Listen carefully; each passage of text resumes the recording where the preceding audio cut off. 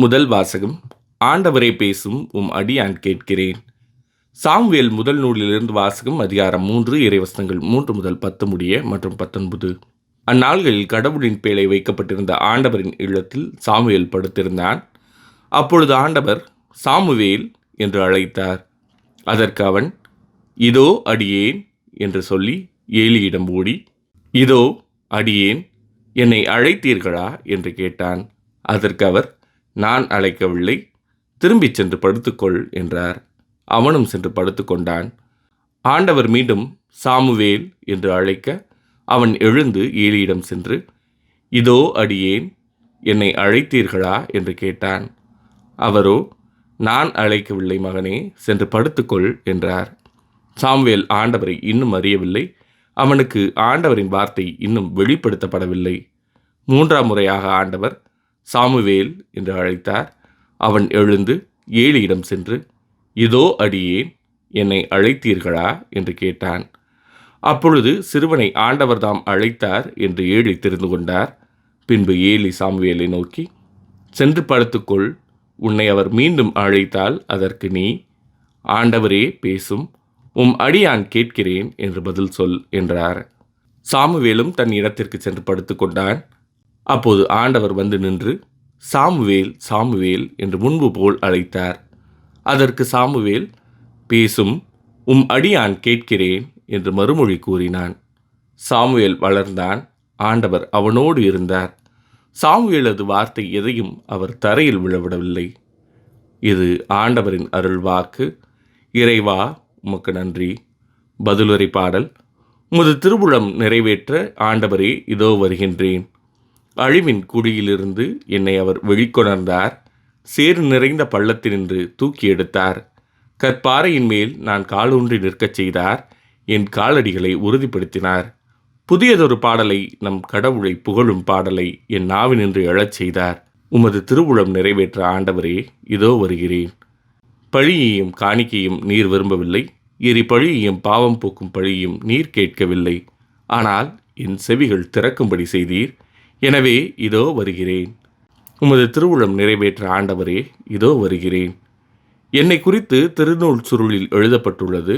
என் கடவுளே, உமது திருவுளம் நிறைவேற்றுவதில் நான் மகிழ்ச்சி அடைகிறேன். உமது திருச்சட்டம் என் உள்ளத்தில் இருக்கின்றது என்றேன் நான். உமது திருவுளம் நிறைவேற்ற ஆண்டவரே, இதோ வருகின்றேன். என் நீதியை நீ நிலைநாட்டிய நற்செய்தியை மாபெரும் சபையில் அறிவித்தேன். என் வாயை மூடிக்கொண்டிருக்கவில்லை. ஆண்டவரே, நீர் இதை அறிவீர். உமது திருவுளம் நிறைவேற்ற ஆண்டவரே, இதோ வருகின்றேன். 2ஆம் வாசகம். உங்கள் உடல்கள் கிறிஸ்துவின் உறுப்புகள். திருத்தூதர் பவுல் கொரிந்தியருக்கு எழுதிய முதல் திருமுகத்திலிருந்து வாசகம். அதிகாரம் 6 இறை வசனங்கள் 13 முதல் 15 முடிய மற்றும் 17 முதல் 20 முடிய. சகோதரர் சகோதரிகளே, உடல் பரத்தமைக்கு அல்ல, ஆண்டவருக்கே உரியது. ஆண்டவரும் உடலுக்கே உரியவர். ஆண்டவரை உயிர்த்தெழச் செய்த கடவுள் தம் வல்லமையால் நம்மையும் உயிர்த்தெழச் செய்வார். உங்கள் உடல்கள் கிறிஸ்துவின் உறுப்புகள் என்று தெரியாதா? ஆண்டவரோடு சேர்ந்திருப்பவர் அவருடன் உள்ளத்தால் ஒன்றித்திருக்கிறார். எனவே பரத்தமையை விட்டு விலகுங்கள். மனிதர் செய்யும் எப்பாவமும் உடலுக்கு புறம்பானது. ஆனால் பரத்தமையில் ஈடுபடுவோர் தம் சொந்த உடலுக்கு எதிராகவே பாவம் செய்கின்றனர். உங்கள் உடல் நீங்கள் கடவுளிடமிருந்து பெற்றுக்கொண்ட தூய ஆவி தங்கும் கோயில் என்று தெரியாதா? நீங்கள் உங்களுக்கு உரியவரல்ல, கடவுள் உங்களை விலை கொடுத்து மீட்டுள்ளார். எனவே உங்கள் உடலால் கடவுளுக்கு பெருமை சேருங்கள். இது ஆண்டவரின் அருள்வாக்கு. இறைவா, உமக்கு நன்றி. நற்செய்தி வாசகம். இயேசு தங்கியிருந்த இடத்தை சீடர் பார்த்தார்கள். அவரோடு தங்கினார்கள். யோவான் எழுதிய தூய நற்செய்தியிலிருந்து வாசகம். அதிகாரம் 1 இறைவசனங்கள் 35 முதல் 42 முடிய. யோவான் தம் சீடர் இருவருடன் நின்று கொண்டிருந்தார். இயேசு அப்பக்கம் நடந்து சென்று கொண்டிருந்தார். யோவான் அவரை கூர்ந்து பார்த்து, இதோ கடவுளின் செம்மறி என்றார். அந்த சீடர் இருவரும் அவர் சொன்னதை கேட்டு இயேசுவை பின்தொடர்ந்தனர். இயேசு திரும்பி பார்த்து அவர்கள் தம்மை பின்தொடர்வதைக் கண்டு, என்ன தேடுகிறீர்கள் என்று அவரிடம் கேட்டார். அவர்கள், ரபி, நீர் எங்கே தங்கியிருக்கிறீர் என்று கேட்டார்கள்.